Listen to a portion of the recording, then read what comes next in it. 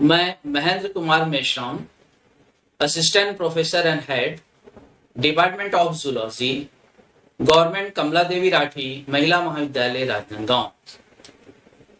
आज हम MSc second semester zoology का पेपर जो सेकंड है उस जनरल फिजियोलॉजी एंड एंडोक्राइनोलॉजी है।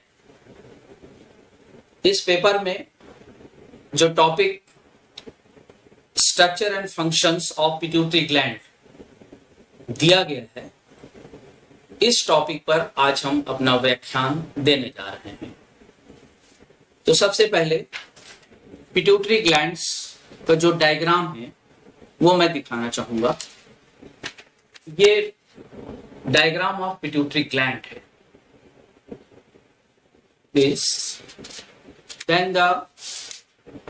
इसके बाद पिट्यूटरी ग्लैंड जो कि एक एंडोक्राइन ग्लैंड है,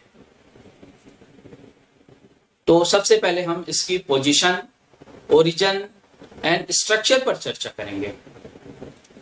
पिट्यूटरी ग्लैंड ब्रेन में, फोर ब्रेन में स्थित होती है।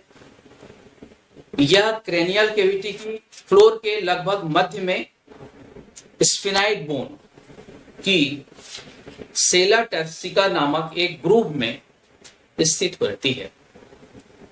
फोर ब्रेन के पोस्टीरियर पार्ट अर्थात डायनसेफ्लॉन की वेंट्रल वॉल या हाइपोथैलेमस से एक छोटे से स्टॉक के द्वारा जुड़ी रहती है।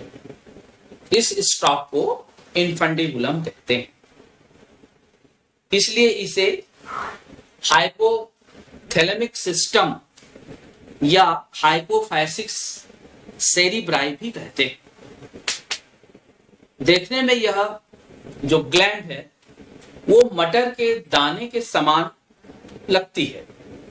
मनुष्य में यह 1 सेंटीमीटर लंबी, 1 सेंटीमीटर चौड़ी और 0.5 सेंटीमीटर ऊंची और भार में लगभग 0.5 से 0.6 ग्राम तक होती है।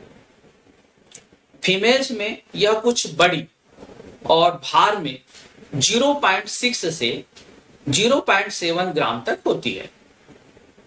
संरचना एवं कार्य में यह सबसे जटिल एंडोक्राइन ग्लैंड्स है।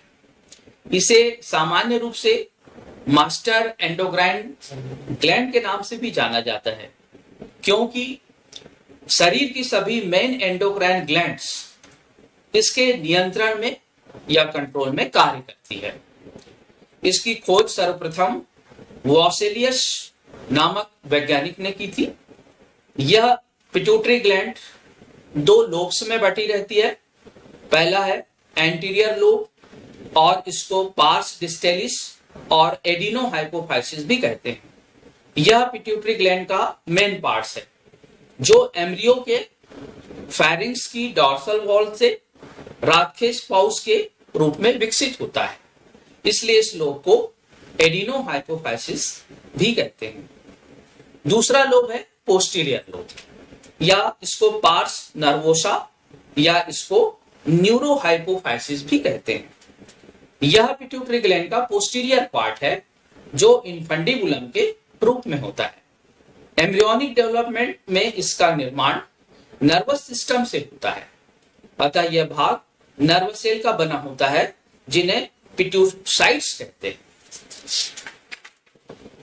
इसके बाद जो एडिनोफाइसिस का पोस्टीरियर पार्ट जो कि न्यूरोहाइपोफाइसिस के संपर्क में रहता है, एक अन्य तीसरे लोब में विकसित हो जाता है। इसे पिट्यूटरी ग्लैंड का इंटरमीडिएट या मिडिल लोब या पार्स इंटरमीडिया कहते हैं।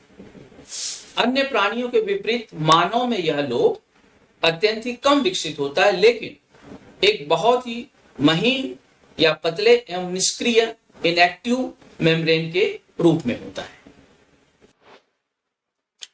पिट्यूटरी ग्लैंड के स्ट्रक्चर में उसका जो फर्स्ट लोब है एडिनो हाइपोफाइसिस और anterior lobe of pituitary gland, यह पिट्यूटरी ग्लैंड का मुख्य भाग होता है, जो पिट्यूटरी ग्लैंड का लगभग 3/4 भाग बनाता है। यह कुछ हल्का गुलाबी रंग का होता है और इसके एंटीरियर पार्ट को पार्स ट्यूबेरलिस और इसके पोस्टीरियर पार्ट को पार्स डेलिस कहते हैं, जो कि एंटीरियर लोब का मेन पार्ट होता है। संक्षेप में, फर्स्ट एंटीरियर पार्ट पार्स ट्यूबेरलिस और सेकंड पोस्टीरियर जो ब्रॉड पार्ट होता है वो पार्स डिस्टेलिस होता है। पार्स डिस्टेलिस जो कि एंटीरियर लोब का मेन पार्ट होता है, इस भाग का निर्माण ग्लैंडुलर एपिथेलियम सेल्स के द्वारा होता है, जो कि 3 प्रकार की होती है। First acidophil, second basophil, third chromophils. ये सेल्स एक सर्कुलर चेन के रूप में अरेंज रहती है। इनके बीच बीच में ब्लड कॉर्पसल्स एंड ब्लड साइनोसाइट्स होते हैं। एंटीरियर लोब में blood supply circle of Willis द्वारा होती है। इस सर्किल में ब्लड लाने वाली आर्टरीज इस लोब में प्रवेश करने के पहले कैपिलरीज में विभाजित होकर इस लोब तथा हाइपोथैलेमस दोनों को ब्लड देती है। इसी प्रकार हाइपोथैलेमस से ब्लड लाने वाली वेन किसी अन्य बड़ी वेन में ओपन होने के बजाय इस लोब के डिस्टल पार्ट में जाकर कैपिलरीज में बढ़ जाती है। इसलिए इस वेन को hypothalamo hypophyseal portal vein. Hormones of adenohypophysis and their function. सबसे पहले सोमेटोट्रॉफिक हार्मोन, ग्रोथ हार्मोन। यह हार्मोन्स 191 एमिनो एसिड का बना साधारण एल्बुमिन प्रोटीन होता है, जो कि एंटीरियर लोब की एसिडोफिल सेल्स द्वारा सिक्रीट होता है। इसके प्रोटीन स्वभाव को सर्वप्रथम ली ल्यू तथा डिक्सन ने सन 1960 में खोजा। कार्य इसके ग्रोथ हार्मोन्स मंद गति से कार्य करने वाला हार्मोन है। शरीर पर इसका प्रभाव 1-2 घंटे से लेकर कई दिनों बाद दिखाई देता है। यह हार्मोन शरीर की सामान्य वृद्धि के लिए अत्यंत महत्वपूर्ण है। इसके निम्न कार्य हैं। प्रोटीन सिंथेसिस, यह शरीर में समग्र रूप से प्रोटीन संश्लेषण प्रेरित करता है। इस प्रकार यह नाइट्रोजन तथा फास्फोरस धारिता को बढ़ाता है। इसके प्रभाव को से ब्लड में एमिनो अम्ल तथा यूरिया की मात्रा कम हो जाती है। पेशी ऊतकों में यह प्रोटीन संश्लेषण को बढ़ावा देता है। यह हार्मोन्स कोलेजन संश्लेषण में भी वृद्धि करता है। शरीर की सभी कोशिकाओं में इस हार्मोन्स के प्रभाव से डीएनए और आरएनए का संश्लेषण बढ़ जाता है। लिपिड मेटाबॉलिज्म, यह हार्मोन्स एडिपोज टिश्यू से वसा लेकर फैटी एसिड्स और ग्लिसरॉल में उसे तोड़ता है।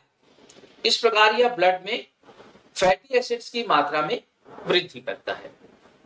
कार्बोहाइड्रेट मेटाबॉलिज्म, यह हार्मोन्स टिश्यूज द्वारा ग्लूकोज के उद्ग्रहण तथा उसके उपयोग, अपटेक और यूटिलाइजेशन का इनहिबिशन करके ब्लड में ग्लूकोज की मात्रा को बढ़ाता है। इस प्रकार यह इंसुलिन हार्मोन्स के प्रतिरोधी का कार्य करता है। लीवर में यह हार्मोन्स ग्लूकोनियोजेनेसिस को प्रेरित करके ग्लाइकोजन की मात्रा को बढ़ाता है। मिनरल मेटाबॉलिज्म, यह हार्मोन इंटेस्टाइन में कैल्शियम के एब्जॉर्प्शन और उसके एक्सक्रीशन को बढ़ाता है। कार्टिलेज में सल्फेट के समावेश को भी प्रोत्साहित करता है। कैल्शियम के अतिरिक्त सोडियम, पोटेशियम, मैग्नीशियम, फास्फेट और क्लोराइड धारिता भी इस हार्मोन्स के द्वारा प्रेरित होती है। प्रोलैक्टिन प्रॉपर्टी, यह हार्मोन्स मेमोरी ग्लैंड को लैक्टोजेनेसिस के लिए प्रेरित करता है। थायरोट्रोपिक थायराइड स्टिमुलेटिंग हार्मोन, यह हार्मोन्स एक प्रकार का ग्लाइकोप्रोटीन प्रोटीन है जो अल्फा एंड बीटा सब यूनिट का बना होता है। चूंकि अल्फा सब यूनिट FSH एंड LH के समान होती है, अतः ऐसा समझा जाता है कि इसकी जैविक विशिष्टता बीटा सब यूनिट के कारण होती है। यह बेसोफिल्स के द्वारा सिक्रीट होता है। यह हार्मोन्स थायराइड ग्लैंड की ग्रोथ और हार्मोन सिक्रीशन को बढ़ाता है। यह हार्मोन्स बहुत ही शीघ्रता से कार्य करता है। सिक्रीट होने के कुछ ही मिनटों के अंदर यह थायरॉक्सिन बनने की संपूर्ण स्टेजेस को पूरा करके थायरॉक्सिन हार्मोन्स को रिलीज करता है। इसके अतिरिक्त यह हार्मोन्स साधारण मेटाबॉलिक एक्टिविटीज जैसे ग्लूकोज का ऑक्सीडेशन, ऑक्सीजन का कंब्यूशन, फॉस्फोलिपिड्स एंड आरएनए के सिंथेसिस को प्रेरित करता है। थायराइड स्टिमुलेटिंग हार्मोन्स के बाद में दूसरा हार्मोन है पिट्यूटरी ग्लैंड का एड्रिनोकॉर्टिकोट्रोफिक हार्मोन। यह हार्मोन 39 एमिनो एसिड्स का बना एक पॉलीपेप्टाइड। यह हार्मोन्स एड्रिनल ग्लैंड के कॉर्टेक्स भाग में सिक्रीट होने वाले हार्मोन्स के सिंथेसिस और उसके रिलीज को एक्साइट करता है। वास्तव में यह हार्मोन कोलेस्ट्रॉल को प्रेग्नोलॉन में चेंज होने की प्रक्रिया को प्रभावित करता है। इस प्रकार यह मिनरलोकॉर्टिकॉइड्स, ग्लूकोकॉर्टिकॉइड्स और एंड्रोजन्स तीनों ही प्रकार के हार्मोन्स के सिंथेसिस को प्रोत्साहित करता है। नेक्स्ट हार्मोन्स गोनेडोट्रोफिक हार्मोन्स, जिसे शॉर्ट में GTH कहते हैं। गोनेडोट्रोफिक हार्मोन। गोनेडोट्रोफिक हार्मोन्स ये हार्मोन्स रिप्रोडक्टिव ऑर्गन्स के डेवलपमेंट और उनके कार्यों को कंट्रोल करते हैं। ये ग्लाइकोप्रोटीन हार्मोन्स होते हैं जो अल्फा और बीटा चेन से मिलकर बने होते हैं। अल्फा चेन छोटी होती है और follicle stimulating hormones, luteinising hormones, thyroid stimulating hormones, ये तीनों ही हार्मोन्स में एक जैसी होती है। बीटा चेन 110 से 120 एमिनो एसिड से बनी होती है और विभिन्न गोनेडोट्रोफिक हार्मोन्स की बायोलॉजिकल स्पेसिफिसिटी स्थापित करती है। गोनेडोट्रोफिक हार्मोन्स निम्नलिखित दो प्रकार के होते हैं। पहला है फॉलिकल स्टिमुलेटिंग हार्मोन्स। यह हार्मोन्स गोनेड्स में गैमेटोजेनेसिस को उत्तेजित करते हैं। मेल में यह टेस्टिस की सेमिनिफेरस ट्यूब्यूल्स की वृद्धि और स्पर्मेटोजेनेसिस अर्थात स्पर्म के निर्माण को प्रेरित करता है। पुरुषों के टेस्टिस में उपस्थित सेल्स ऑफ सर्टोलाई पर प्रभाव डालकर एंड्रोजन बाइंडिंग प्रोटीन का निर्माण करता है। इसी प्रकार फीमेल्स में यह ओवरीज की ग्रेफियन फॉलिकल्स की वृद्धि तथा oogenesis को प्रेरित करता है। इसी के साथ यह फीमेल हार्मोन एस्ट्रोजन्स के सिक्रीशन को उत्तेजित करता है। इसलिए फॉलिकल स्टिमुलेटिंग हार्मोन्स को गैमेटोजेनिक फैक्टर हार्मोन भी कहा जाता है। दूसरा हार्मोन है luteinizing hormone. Interstitial cells stimulating hormone भी कहते हैं। फीमेल में यह हार्मोन्स ग्रेफियन फॉलिकल्स में maturation of eggs, ovulation, corpus luteum के डेवलपमेंट, प्रोजेस्टेरॉन हार्मोन्स के सिक्रीशन को उत्तेजित करता है और यूटेरस की वॉल जिसको कि एंडोमेट्रियम को भी यह व्यवस्थित करता है। मेल में यह हार्मोन्स टेस्टिस की इंटरस्टिशियल सेल्स और सेल्स ऑफ लीडिंग को मेल हार्मोन्स अर्थात एंड्रोजन्स के सिक्रीशन के लिए उत्तेजित करता है और स्पर्म्स के मैच्योरेशन में सहायता करता है। अतः स्पष्ट है कि गोनेडोट्रोपिक हार्मोन्स दोनों मेल और फीमेल गोनेड्स के मैच्योरेशन और क्रियाशीलता के लिए उत्तेजक होते हैं। साथ ही ये एसेसरी रिप्रोडक्टिव ऑर्गन्स को भी सक्रिय करते हैं। इस प्रकार ये दोनों hormones FSH and LH puberty अर्थात यौनावस्था के समय लगभग 11 से 13 वर्ष की आयु से कुछ 2-3 वर्ष पहले ही सिक्रीट। पिट्यूटरी ग्लैंड का नेक्स्ट हार्मोन है प्रोलैक्टिन हार्मोन। इस हार्मोन को सबसे पहले रिडिल ने खोजा था। मानव में यह हार्मोन ग्रोथ को कंट्रोल करता है। इसका सिक्रीशन मैमोट्रॉफ क्रोमोफिल सेल्स के द्वारा होता है। यह ओवरीज में कार्पस ल्यूटियम को बनाए रखता है। और इसे प्रोजेस्टेरॉन हार्मोन्स के सिक्रीशन के लिए उत्तेजित करता है। फीमेल में प्रेगनेंसी के दौरान अधिक मात्रा में सिक्रीट होकर मेमरी ग्लैंड्स की वृद्धि को प्रेरित करता है। शिशु के जन्म के बाद लैक्टेशन को उत्तेजित करता है। बर्ड्स में यह नेस्टिंग बिहेवियर तथा प्रजनन काल में उसके क्रॉप मिल्क के सिक्रीशन को उत्तेजित करता है। देन नेक्स्ट हार्मोन है डायबिटोजेनिक हार्मोन। यह हार्मोन कार्बोहाइड्रेट के मेटाबॉलिज्म्स को कंट्रोल करता है। यह इंसुलिन के ठीक विपरीत होता है, अर्थात ग्लाइकोजन को ग्लूकोज में चेंज करके ब्लड में ग्लूकोज की मात्रा को बढ़ाता है। देन मेलेनोसाइट स्टिमुलेटिंग हार्मोन, इसे सबसे पहले इंटरमीडियन हार्मोन कहते थे क्योंकि इसका secretion middle lobe parse intermedia से माना जाता था। अन्य प्राणियों में इस कथन को माना जा सकता है, लेकिन मानव में यह सिद्ध हो चुका है कि मिडिल लोब अल्प विकसित तथा निष्क्रिय होता है तथा इस हार्मोन का सिक्रीशन एंटीरियर लोब के डिस्टल पार्ट से होता है। यह एक पॉलीपेप्टाइड हार्मोन है जो दो प्रकार का होता है, अल्फा एमएसएच, दूसरा बीटा एमएसएच। मानव में बीटा एमएसएच अल्फा एमएस से करीब 50 गुना अधिक पाया जाता है। अल्फा एमएसएच 13 एमिनो एसिड का बना होता है, जबकि बीटा एमएसएच 22 एमिनो एसिड का बना होता है। इसके कुछ प्रमुख कार्य हैं। लोअर वर्टिब्रेट एनिमल्स में यह हार्मोन स्किन की मेलेनोफोर सेल्स के कार्य को कंट्रोल करता है। इन कोशिकाओं में मेलानिन पिगमेंट के कणों को फैलाकर यह हार्मोन त्वचा के रंग को गहरा कर देता है। मानव में यह त्वचा में तिल या चकत्तों के लिए रिस्पॉन्सिबल होता है।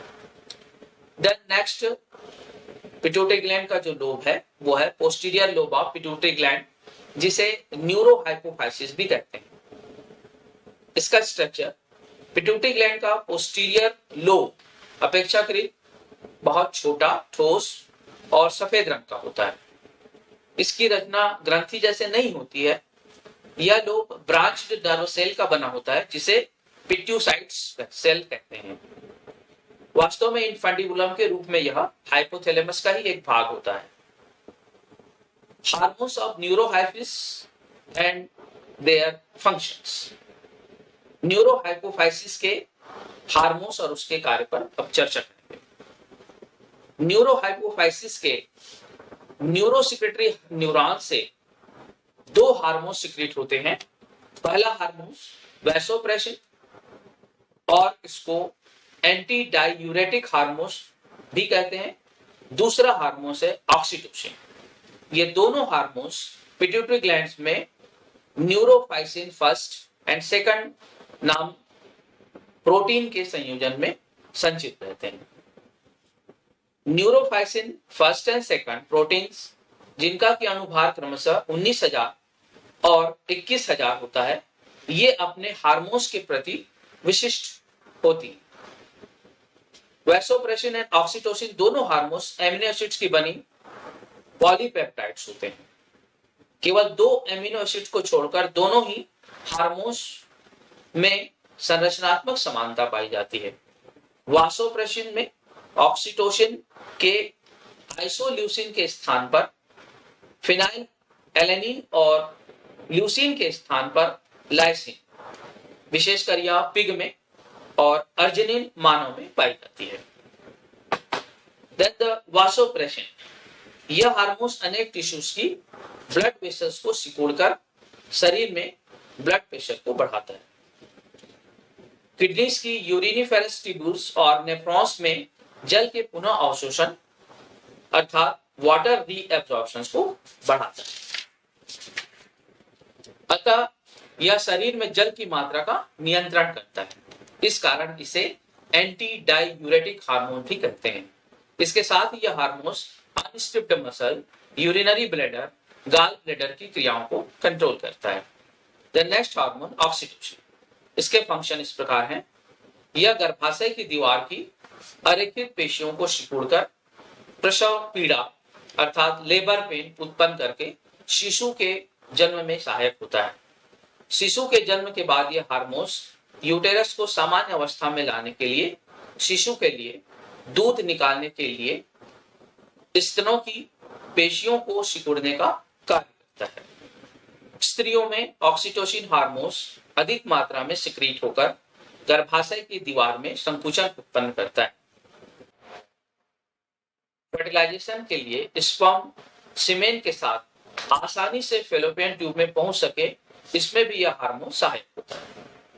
न्यूरोहाइपोफाइसिस के इन दोनों हार्मोन्स को सम्मिलित रूप से पिट्यूटरिन हार्मोन्स भी कहते हैं।